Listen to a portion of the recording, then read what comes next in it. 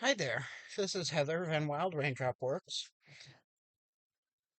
This is obviously not my normal recording setup. I've been, as part of not being around as much lately, I've been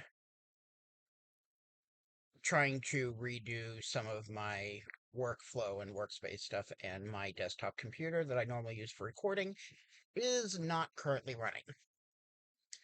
That said, it seemed very important that I come and talk about some stuff that's been happening lately. As you can see, I have a little issue here. Those who have known me for, the 3.5 years that I've been doing things, a lot of my communication was through Twitter or X, whatever you want to call it. Obviously, as I've mentioned before, about 3 o'clock this morning, well, it's after midnight now, so 3 o'clock yesterday morning, my account got shut down. No notice, no nothing. The only indication that I've had from support is that my two-factor authentication was turned off, which appears to be at the same time that the account was new. I've had no bans, no suspensions, no complaints against my account, and because of staffing shortages or whatever in San Francisco, no way to reach out to a human to get support to find out what the status of my account is. So I've shifted some of my work over to my personal account to let people know what I know of what happened. And my regular work is currently running out of Blue Sky. Um, if I stay there or if I come back to X or Twitter, I don't know yet. This is very concerning to me. Um, the timing, considering the research that I've been doing on the Jeff Church scandal and what I've been putting out there, definitely gave a strong indication that this appeared to be some sort of retaliatory action where somebody didn't like what I was saying, made a comment to somebody higher up who managed to shut down my account without giving me a chance to say anything in my defense. Um, Now, somebody else recently shared a screenshot from Instagram where PDX Real, which is the account that, at least until a couple weeks ago, was supposedly jointly run by Angela Todd and her partner Jeff Church, um, had put out a post, which, it took me a little bit to figure out how to find the post so I could make sure it was real. Um,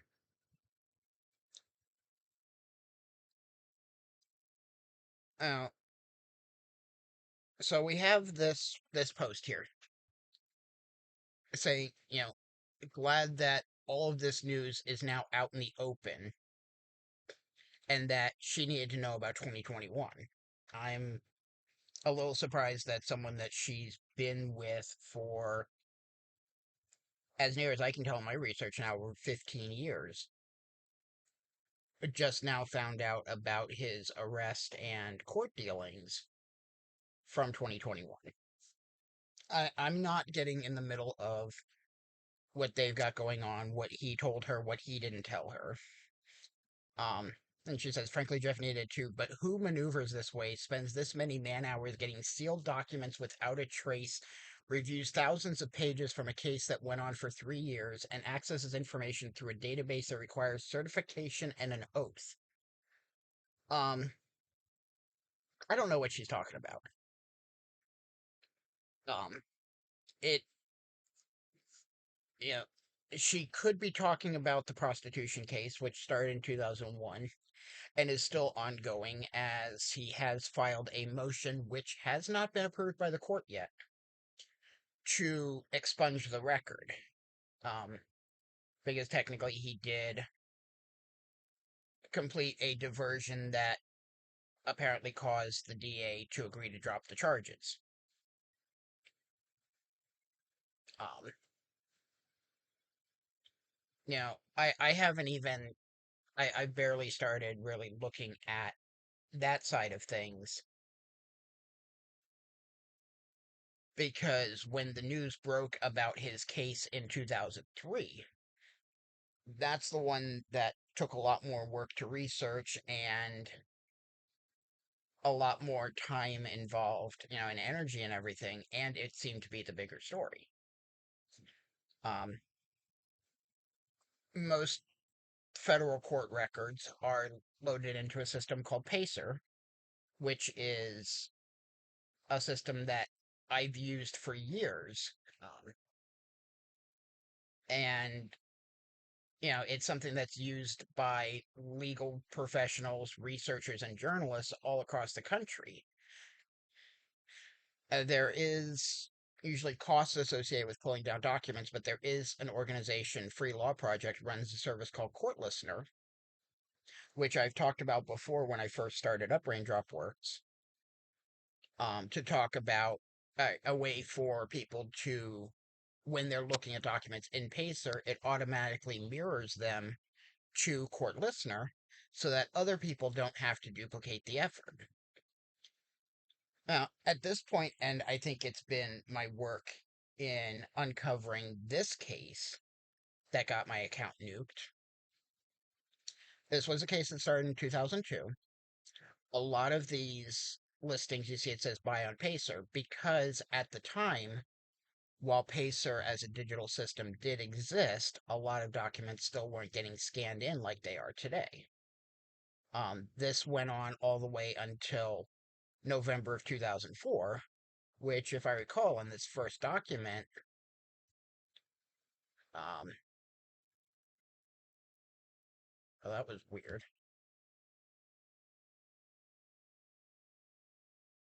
Okay, this is not loading like it normally does.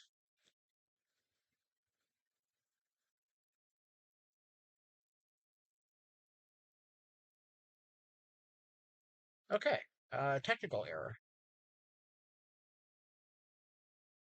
Memory serves, these two particular documents were also sealed, so if the PDF would have loaded properly, it would have shown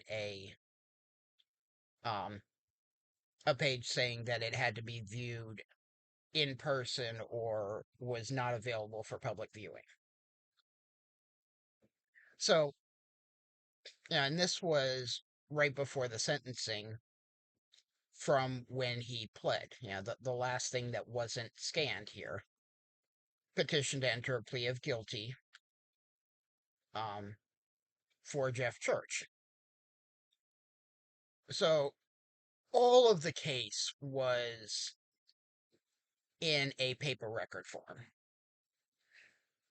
I run into this frequently with the county, and for them, they keep the records in a warehouse somewhere in town. Actually, I think they've got like a half dozen warehouses.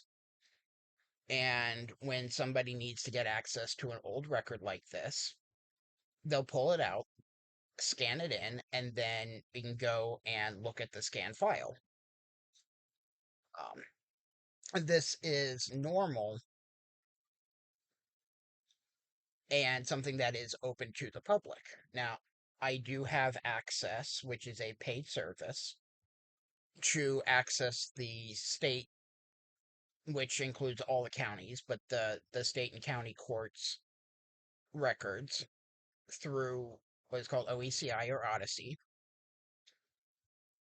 And I'll get into that when I talk about the 2021 case. Okay. But as far as for this case, so when I looked at some of these documents, they told me that I needed to call the court clerk for the federal district court in Portland.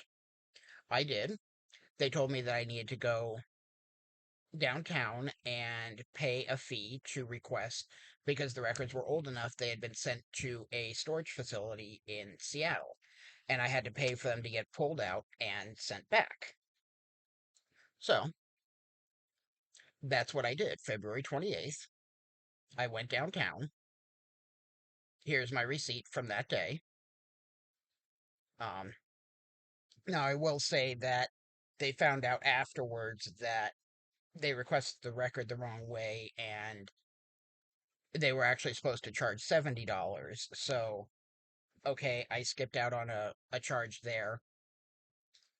But they got me in another way later. So they basically, the process was, I told them what case I wanted to see the record from. They put in the request to Seattle. They get it sent down. They tell me when it's here, we'll call you and you can come look at the record.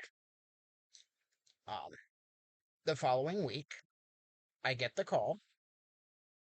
They tell me I can come down. I'm at a doctor's appointment already, so obviously not that day, but the next day that I had that I was free, I went downtown. So, I spent an hour each way on transit, which is huge amounts of manpower and hours spent. I go through the binder was about an inch and a half thick, so we're probably talking about 300 to 400 pages of documents. A good part of it was stuff that was already scanned in, as we see down here. So, I wasn't worried about those because I already have them at home. There are a few filings in here that were not available for public viewing that maybe were in that binder, but I wasn't focused on that. I try not to deal with records that are sealed. Um, I find out, all the stuff that I was talking about, the descriptions of the videos that were offered up in the sting, the 3 week period where Jeff was negotiating with the postal inspector who was running the sting, sending the money out, the process that they went through to get the search warrant for his work computer, because it was, all the appearances were that he was using his work computer during work hours to send these emails, his home address, because they suspected that he had more inappropriate materials in his home, and for his person, because he was going to have evidence confirming that he opened up the package that had the bait CP videos. Um, you know, I see all of that. I took down a lot of notes because I didn't know what I was going to be able to get copies of. In part because there were files that I knew may not be allowed for public release, and also because they told me they were going to charge 50 cents a page. And if I'm talking about, 500 pages, that's $250. I wasn't ready to spend that kind of money. So I was being selective. There were 6 different filings that I told the court I would like to get copies of. Right off the bat, they approved 2 of them for me to get copies of. 3 of them because of changes in the rules for what was allowed to be released. They had to get clearance from higher up to see if they were allowed to make copies for release. And then there was one, which was the superseding indictment. Let me see here. Nope, I want the second one. Yep, here we go. Number 28, the superseding indictment, which is the one that he actually pled guilty on. Um, that one they straight up said, no, we can't provide a copy of that one because of, memory serves, it was personal identifying information on it that was exempt from release. You know, it sucked. I would have liked to have had this to be like, point blank, this is what he got charged for. Instead, we at least have the docket note. So I understood that. I went off. Later that day, I was on the other side of town. Before I went home, I got the call saying they heard back. Three of the documents were still okay to be released. Now, and at this point, I have spent $3 for 6 pieces of paper. So, you know, two trips downtown, say $5 each. My bus fare is actually closer to 280, but we'll just say five. So $10. That's 30. That's $35 that I spent so far. Yeah. So anyway, they tell me I can pick up the rest of the documents. I had to be downtown on last Friday for another medical appointment, so I said, right, I'll just come down early and pick them up on my way to that appointment. So 12:53, March 8th, another 22 pages, $11. Um, so I've spent just under $50 to pull all of these papers, and not counting travel time or going through security, I only spent about 2 hours in the courthouse looking through the docket and writing my notes, or rather the case file and writing my notes. So we go back to this post. Um, you know, Trying to suggest, records that show anyone access the diversion file in writing, and someone in the records office pulled the actual file, trying to claim that elected officials don't have access to that room. I really don't know what they're talking about. That I will say that seems like they're talking about the 2021 prostitution charge. Um, so I will say that what I did here, anyone as of this time could make a request to the federal court in Portland, say that they're trying to review the case file for this case. The 303CR00430, that's the case number in federal court. And if it hasn't gotten sent back to Seattle yet, they may hold it and you just go down and view it. If it has been sent back, they could request it again. And now that they know the process, they'll probably charge the $70. But then if you get copies, they're supposed to only charge 10 cents a page. Um, so, I don't have any special access with the federal court. The day that I went in to request the file was the first time I'd ever been inside the federal courthouse. Um, I'd never requested paper records from the federal courts before, and you could tell considering my interactions with the security people up front, because I didn't know the federal courthouse, I didn't know where to go, and they didn't really know what I was looking for.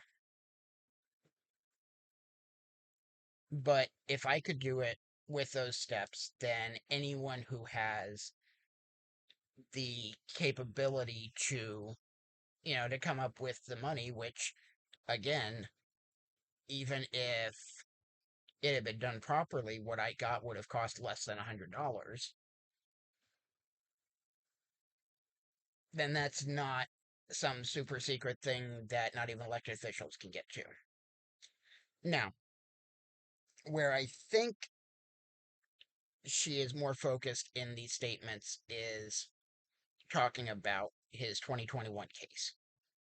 That one is slightly more unique, but is also a lot closer to my normal wheelhouse.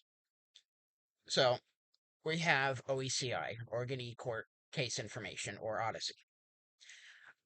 I have a paid access to the site, which allows me to access it from home. That doesn't mean that I have anything special here. If you go to any county courthouse in the state, their records office will have multiple public access computers that have this exact same screen except a different user ID. And all you have to do is sign on, You can tell it what case or what area you're looking, because it does it by county. If you're looking for criminal, civil, all that stuff is all right there that can be accessed by anyone in the public. Now, I just saved this case number because I'm just gonna shortcut to the specific case we're looking at. You can search by defendant name, by citation number, by the attorney, all that kind of stuff. But we're only looking at this one case, and we already have the case number, so let's just go to it. So, we have a 21 case, a closed misdemeanor for prostitution. Okay. Basically, everything here is in the court record and is already scanned in. As we can see, um, June 1st, he pled guilty, but then October 10th, the case was dismissed.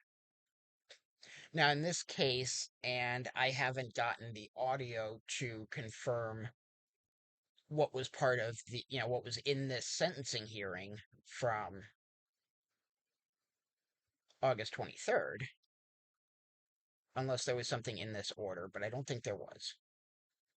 No, this was just that the hearing happened, and don't worry about that second case. A lot of times when multiple cases are on the same docket, the docket list will just be scanned in and show everyone that was on that docket that day. Okay. So from what I've gathered so far from the paper records is that he pled guilty June 1st, August 23rd. Yeah, let me just take a look at that guilty plea. Okay. So yeah, he pled guilty. They say the maximum sentence was 6250 and 364 days in jail. Saying he's not on probation. These are all public records, and I know that briefly there was a phone number there, which, again, it's not a sealed court record, or I would have gotten a warning about it saying that I couldn't access. But this is something that anyone can currently go into the courthouse, any courthouse in the county. You don't even though this is a Clackamas County case, you could go into a Multnomah County courthouse and get the paper. So this, when she talks about this diversion file that she doesn't know how anyone got access to, here's how we got access to it. The letter of the SBAD completion.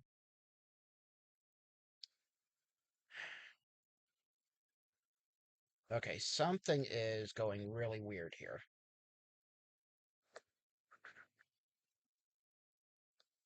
Oh, there we go. Yeah, whatever problem I was having with PDF files before. So, yeah, the only thing I'm going to do is I'm going to rotate this just so it's easier to read. Okay, so he completed a class through, accountability diversion class through LifeWorks Northwest. Considering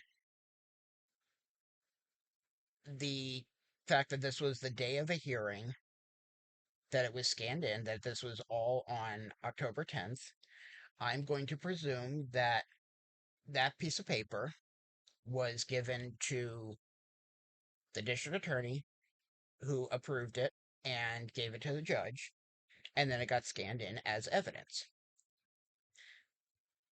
Now, again, nothing in here is a sealed court record. That's not to say that he doesn't want it to be. December 22nd, there is this motion that was filed to set aside the conviction. And we are again having the problem with it not loading, and I don't know why it's doing this. There we go. It's just being really slow. Okay, so he is requesting to set aside the arrest and conviction and seal all official records. However, when this motion is made, there is a time period, when I looked up the statute, I believe it's at 120 days, for the DA's office to make a response, whether they approve it or have an issue with it or whatever. This was done end of December, which is why 120 days later, April 19th, there is a hearing for dates. After the 120 days, they may be able to get it finalized that day without anything, or without any kind of hearing, or they may have to set a hearing for it. If that happens and this gets sealed, then trying to search this case number won't give any results. The whole record will be sealed, and it'll be as if it didn't happen. Until then, this is a publicly accessible court record. Elected officials can get access to the record. The public can get access to the record. Law enforcement can get access to the record. If you're already paying for access to the court record system, or have an organization that's providing it, it's not costing you anything. If you go to the courthouse, it's not costing you anything. If you want a copy of it, which is what apparently happened, somebody got a copy of that certificate, you're probably paying 10 to 50 cents for it. So, yeah. So anyway, we keep going back. Tries to suggest that the establishment may be behind what I did, but who is willing to spend a lot of money to make things happen because they have so much of it? Again, my costs for this came out to about $50 up until now. Um, yes, I did put out donations, or a request for donations to help offset. I'm disabled. I'm on fixed income. I was still planning on working the story, whether or not I got assistance. But if I got assistance, it would let me do more and not have to worry about cutting into my own needs. I did get enough donations that I felt uncomfortable with how much I had gotten, and a good portion of it went right back into the community to help. In this case, it was mainly to help a disabled person with a service dog who needed new equipment for the dog, and I helped them to get that taken care of. Anyway, so truly the useful idiots on Twitter are salivating with the information. Yeah, there were definitely some people that were salivating with the information. But when you have somebody who is continually dunking on the criminal justice system while also claiming to be a law and order type person, and then you find out that they have a documented history of um, engaging in sex acts. Not only the prostitution, which was a paid transaction, which, from a moral standpoint, I don't have the problem with that by itself. If there was exploitation involved, as in if the prostitute had a pimp that was taking advantage of her, or there was sex trafficking or human trafficking involved, that I would have a problem with. But the act of two consenting adults wanting to exchange money for sex, I don't have an ethical problem with. There is a legal issue, which was why he went through that. He got arrested, he got charged, pled guilty, went through diversion, got the case dismissed. Um, what I found about the CP sting that started in 2002 and then he got charged in 2003, that is very different. And I'm still piecing together the timeline, but everything that I see is saying that she has either had no idea what he was capable of, or she knew and has been covering for him. Everything that I have seen is suggesting to me that she didn't know. And I'm not going to put words into her mouth. Um, but yeah, so organized crime um, thinks that we're not savvy enough to have gotten this info and delivered it this effectively without a planner with more money and skill. I spent $50. Um, the software that I use to scan the documents into PDFs, which the links are currently lost with what happened on Twitter, but I still have them on my server. Yeah, I used a free trial of Adobe Premiere. I'll probably go back to paying for it again soon because it is something that I use regularly when I'm transcribing court documents. My website is self hosted, my content delivery system. Last I knew, I was paying only about 50 cents a month for.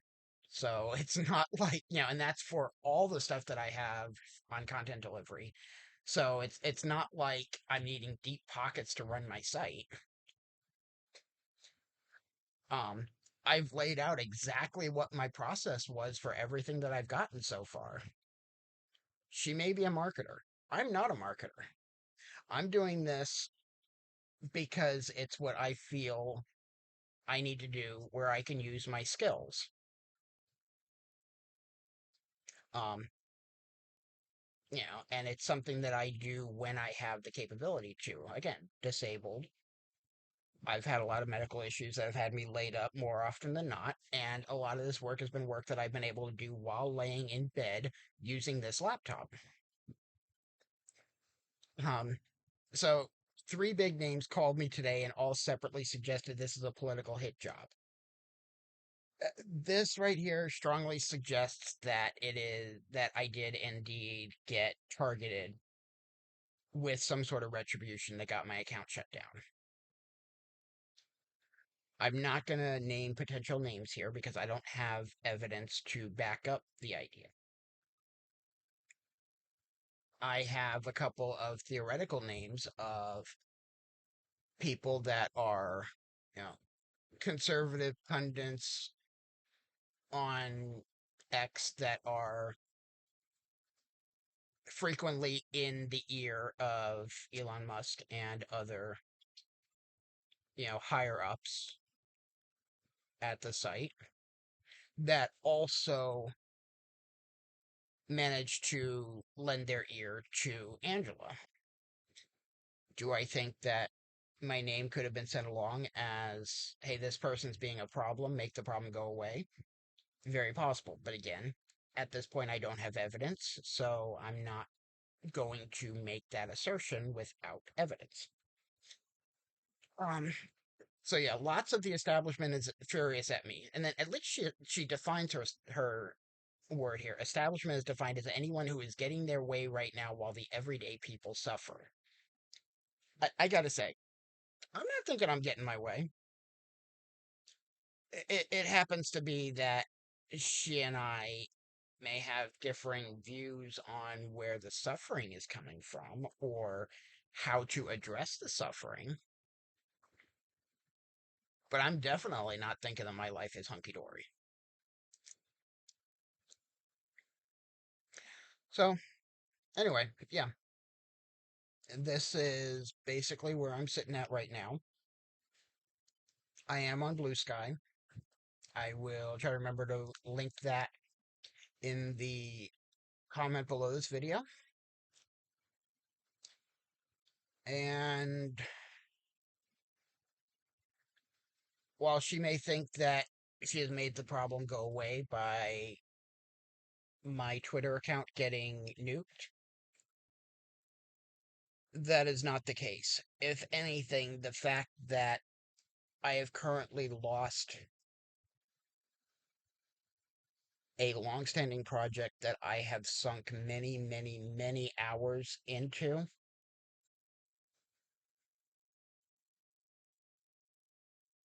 that had several thousand followers and people that I regularly communicated with on there.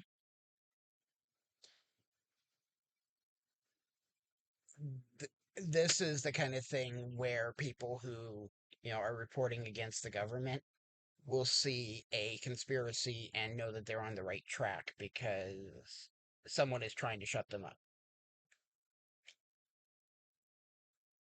I'm not the type to be intimidated quite that easily. Whoever it was that caused my account to get shut down, it's not stopping the story. It may blunt the reach of the story, but it's not going to stop it. What this also means is that it's going to be that much harder to censor the story if it's going out through platforms that you don't have control over.